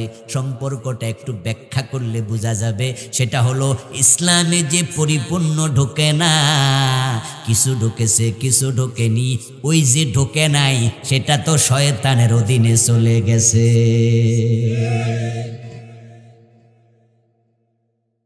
আমার ভাইরা জবাব জানলে একটু জবাব দিয়েন। একজন ব্যক্তি 90% ইসলাম মানে, 10% মানে না, ওই 10% আল্লাহর অধীনে গেছে না শয়তানের অধীনে? একজন 50% ইসলাম মানে, বাকি 50 মানে না, যে 50 মানে না ওইটা আল্লাহর অধীনে আছে না শয়তানের অধীনে? এজন্য আল্লাহ কয় শয়তানের অধীনে সামান্য রাখিও না, আমি আল্লাহর অধীনে পুরাপুরি প্রবেশ করো। মুসিবত আছে। শয়তান যদি আপনার 10% পায়, আল্লাহর কাছে 90% দিয়েছেন, শয়তানের কাছে 10% দিছেন। শয়তান মনে মনে কয় আমার আর বেশি না হলেও চলবে। শয়তানের বুদ্ধি আমাদের চেয়ে কম না বেশি? আওয়াজ দিয়ে বলুন, শয়তানের বয়স কম না বেশি? অভিজ্ঞতা কম না বেশি? এলেম কালাম। শয়তান ছিল ফেরেশতাদের ওস্তাদ, মুআল্লিমুল মালাইকা। আমনের এলেম আর কি? হেতে কত নবীর এলেমও দেখছে। ইবাদত করেছে হাজার হাজার বছর ইবলিস। কত নবীকে দেখেছে, কত রাসূলকে দেখেছে। ইবলিস ফেরেশতাদের সাথেই থেকেছে। এজন্য আল্লাহ যেখানে আদমরে সিজদা করো বলেছিলেন, অর্ডারটা কিন্তু আল্লাহ ইবলিসরে দেয় নাই। ওয়াইদ কুলনা লিল মালাইকাতি উসজুদু লি আদম ইজ কুলনা লিল মালাইকা ইদ ক্বালা রাব্বুকা লিল মালাইকা। আমি ফেরেশতাকে বলেছি, তোমার রব ফেরেশতাকে বলেছিল আদমরে সিজদা করো। ইবলিস কি ফেরেশতা নাকি? বরং কোরআনে আছে, আল্লাহ বলছে কানা মিনাল জিন। কি বলছে? কানা মিনাল জিন। ইবলিস হলো জিন জাতি, ফেরেশতা না। কিন্তু সে ইবাদত করতে করতে এত উপরে উঠছে, এখন ফেরেশতাদের সাথে সে থাকে। কোন কোন ঐতিহাসিক বলছেন বিভিন্ন বিষয়ে ফেরেশতাদেরকে তালিম পর্যন্ত দিয়েছে, কিন্তু আল্লাহ তাকে লাঞ্ছিত করেছেন, অপমানিত করে বের করে দিছে। এখন ওই ইবলিস আমাদের পিছনে লাগছে। তার এলেমও বেশি, অভিজ্ঞতাও বেশি, বিদ্যা বুদ্ধিও বেশি। সে আমাদেরকে দেখতে পায়। আর শয়তানু ইয়াজরি মিনান নাসি মাজরাদ দাম। রাসূলুল্লাহ বলেন, মানুষের দেহের লোহিত কণিকা রক্তের সাথে শয়তান চলাফেরা করার ক্ষমতাও রাখে। আশ-শায়তানু জাসিমুন আলা কলবি বানি আদম। পাশে ঘাপটি মেরে বসে থাকে, সে আপনাকে দেখে আপনাকে ওয়াসওয়াসা দেয়, আপনি রাতের বেলায় ঘুমাইলে এমন স্বপ্ন দেখায় আপনারে গোসল করাইয়া ছাড়ে। কি যৌবনকালে এরকম ঘটে নাই? এই বুড়া বাবারা কথা কন না কেন? ঘটছেনি? আমরা হুজুর আমাদের ঘটে নাই। শয়তান এতটা ফাঁসি আপনারে ঘুমের মাঝে গোসল ফরজ করাইয়া ছেড়ে দেয়, এমন স্বপ্ন দেখায় যে স্বপ্নের ধারে কাছে আপনি বাস্তব জীবনে নেই। এখন সে 10% পাইলে সে কয় আপাতত আর লাগবে না, ওই 10% কে হাতের মাঝে চাদরের মতো এমন ভাবে সে ভালো কইরা ধরে, কইরা এমন টান মারবে বাকি 90% ছুটাইয়া নিয়ে যাবে।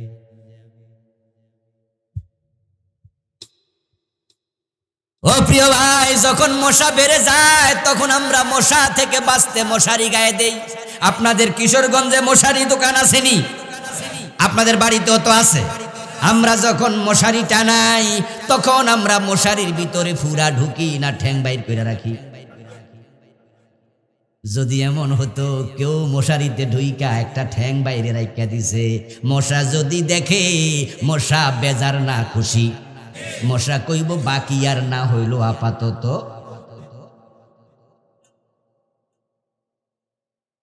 আপনার হাত অথবা পা যদি মশারির বাইরে থাকে, বাকিটা থাকুক না মশারির ভিতরে, মশা মিয়া গানে গানে আত্মীয় স্বজনরেও দাওয়াত দেবে, বলবে কই তোরা আসো, সবাই মিল্লা খা জনমের মতো। এবার যদি আপনার পায়ের মাঝে মশা কামড়ায়, ম্যালেরিয়ার জীবাণু ঢোকে, ওইটা শুধু পায়ে থাকবে না পুরা দেহে যাবে। তাহলে মশারির ভিতরে ঢুকে পা যদি বাহিরে রাখো, ওই বাকিটুকু মশারির ভিতরে ঢুকাইয়াও লাভ হলো না। ও দখলো ফিসিলমে কাফা, ইসলামে পরিপূর্ণ প্রবেশ করো, ইসলামে পরিপূর্ণ ঢোকো।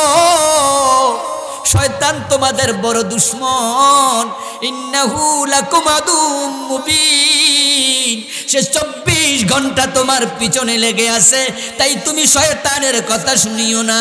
ঢাকা যাবেন, এই কিশোরগঞ্জ কটিয়াদি থেকে গাড়িতে উঠেছেন, গাড়িতে ওঠার পরে যদি জানালা দিয়ে একটা হাত এমনে বাইর করে রাখেন, বলুন তো ঢাকা যাবেন নিরাপদে না হাসপাতালে? এই জন্য ড্রাইভার যদি লুকিং গ্লাস দিয়া দেখে কোন যাত্রী হাত বাহির রাখছে, দেখবেন কেমনে ধমক মারে, এই যাত্রী হাত ভিতরে ঢুকাও, বলে না?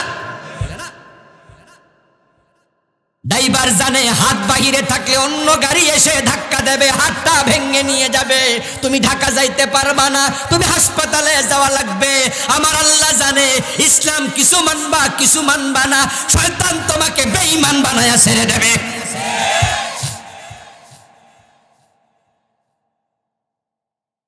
মানুষের একটা অভ্যাস হলো, মানুষ যেই পাপ করে, যেই অপরাধ করে, ওই অপরাধের পক্ষে একটা যুক্তিও দাঁড় করে। এটা কিন্তু জঘন্য, ভালো করে বুঝুন। একদিনের মাহফিলে সব শিখানো যাবে না, কিছু কিছু বুঝদেই।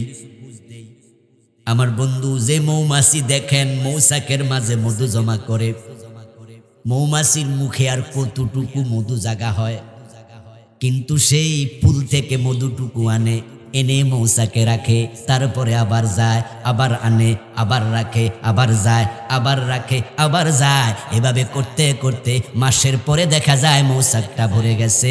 এক মাহফিলে সব হবে না, অল্প অল্প শিখে কলবে জমা করুন, এক পর্যায়ে দেখবেন এলমের মৌচাকটা আপনার ভরপুর হয়ে গেছে।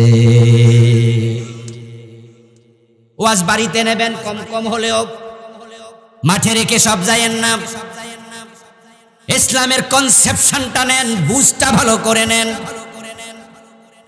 আপনি ইসলামের কিছু মানবেন কিছু মানবেন না, চিন্তাটাই জঘন্য। এরপরে যারা কিছু মানে না, তাদের মাঝে শয়তান এমন একটা বীজ প্রবেশ করাইয়া দেয়, ওই অন্যায়ের পক্ষে সে একটা যুক্তি দাঁড় করায়। এটাকে কেমনে বৈধ বানানো যায় সেটা সে ভাবে। অফিসে গেছে ঘুষ খায়, এমন অফিসার আছে না? আচ্ছা আওয়াজ করে বলুন তো, ঘুষ খাওয়া জায়েজ না হারাম? আবার বলেন জায়েজ না হারাম? কিন্তু অফিসার যে ঘুষ খায় ওর কাছে আপনি গেলেন, আপনি ফাইল জমা দিলেন, দেওয়ার পর অফিসারকে বললেন স্যার আপনি একটু সিগনেচার করে দেন, পরবর্তী টেবিলে যাক, তারপরে আস্তে আস্তে আমার কাজ হবে। অফিসার বলবে আপনার কাজ হবে, আমার লাভ কি?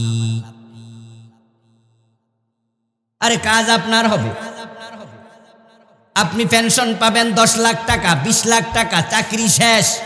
এখন আমার টেবিলে সিগনেচার দেব, তারপরে ভাই সিগনেচার দেবে, তারপরে মুরব্বি দেবে। আপনি 20 লাখ টাকা পেয়ে গেছেন, তো আমার লাভটা কি? আমি সিগনেচার কেন দেব? তা আপনি করেন তো আপনার চাকরি, ও ধর্মিয়া চাকরি লইছি 20 লাখ টাকা ঘুষ দিয়া চাকরি লইছি, তারপরে আমার জয়েন হয়েছিল হিলটেক্সে, ওখান থেকে আরো 10 লাখ দিয়া কটিয়া দিয়াইছি, তাহলে আমার কত গেছে? কথা কইতে হইব তো, কত গেল? তো আমি মাসে বেতন পাই 17,000, তো 30 লাখ তোর মুকুন দিন। মাসে বেতন পাই 25,000, 30,000, তো আমার তো এখান থেকে বাসা খরচ, ঘরের খরচ, জায়গা, তো 30 লাখ যে খটাইছি ওইটা তোলন লাগবো না? এই জন্য আপনি টাকা না দিলে সিগনেচার করুমু না। খেয়াল করুন বন্ধু, সে ঘুষ দিয়া চাকরি নিছে, একটা হারাম, আবার ট্রান্সফারের জন্য আবার ঘুষ দিছে, আরেকটা হারাম। এখন ঘুষ খাইতেছে 3 নাম্বার হারাম, কিন্তু সে যেভাবে যুক্তি দিল, হে বুঝাইয়া দিল ঘুষ খাওয়া তার অধিকার। কথা বুঝেন নাই? মানে সে এমন ভাবে যুক্তি দিছে, 20 লাখ দিয়া চাকরি নিছি, 10 লাখ দিয়া ট্রান্সফার হয়েছি, 30 লাখ আমার তোলা লাগবো, এই জন্য আমি ঘুষ খাচ্ছি। এটা কোনো অন্যায় করছি আমি? এটা তো আমার প্রাপ্য অধিকার। কান খোলে শোনো মুসলমান, এটাই বলছি, সামান্য সামান্য মধু জমা করো, এলমের মধু কলবে। মানুষ 56টি কারণে কুফরি করে, নতুন একটি বই আমি লিখেছি, বইটার নাম দিয়েছি ঈমান, কুফর এবং নিফাক। এই বছর আসছে মার্কেটে, মাস 2 হলো, অক্টোবরে এসেছে। কাফের হয় মানুষ 56টা কারণে। স্টেজে শেষ দিকে ড্রাইভার সাহেব নেবেন পারলে, তার মাঝে একটা কারণ হলো যদি কোনো হারামকে কেউ হালাল মনে করে, সাথে সাথে ঈমান। একজন ব্যক্তি মদ খায়, ইয়াং পোলা মদ খায়, গাল বাংতে বাংতে যারা মদখোর ইয়াবাখোর তাদের স্বাস্থ্য দেখবেন দিন দিন হিরোইন খোরের চামড়া টিপা যায়। মাজার দিকে তাকাইলে মনে হয় যেন একবারে 6 দিন 10 দিন খায় নাই, শুকনা কুত্তার মতো মাজা। গাল বাঙ্গা ভিতরে ঢুকছে।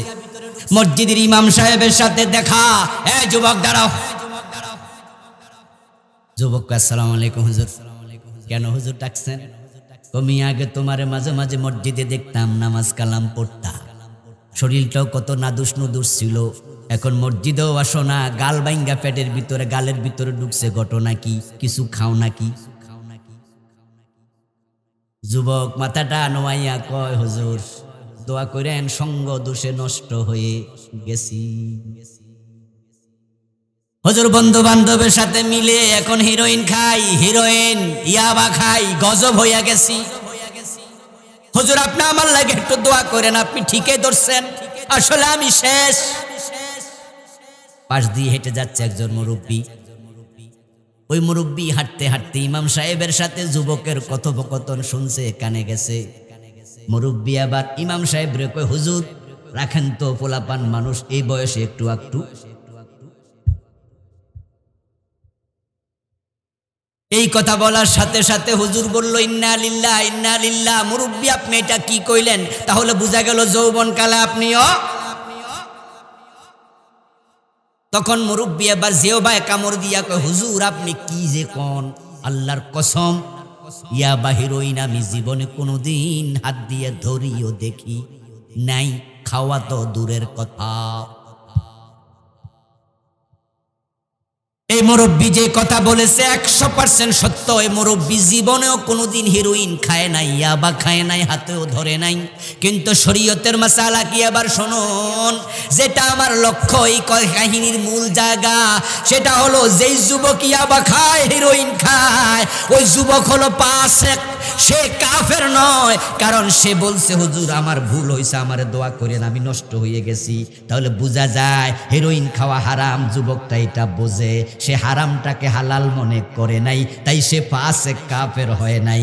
কিন্তু যেই মুরব্বি কইছে যৌবনকালে একটু একটু খায়, সে যৌবনকালে মদ খাওয়াকে হালাল মনে করেছে, জীবনে মদ না খাইয়াও ওই মুরব্বি কাফের হয়ে গেছে।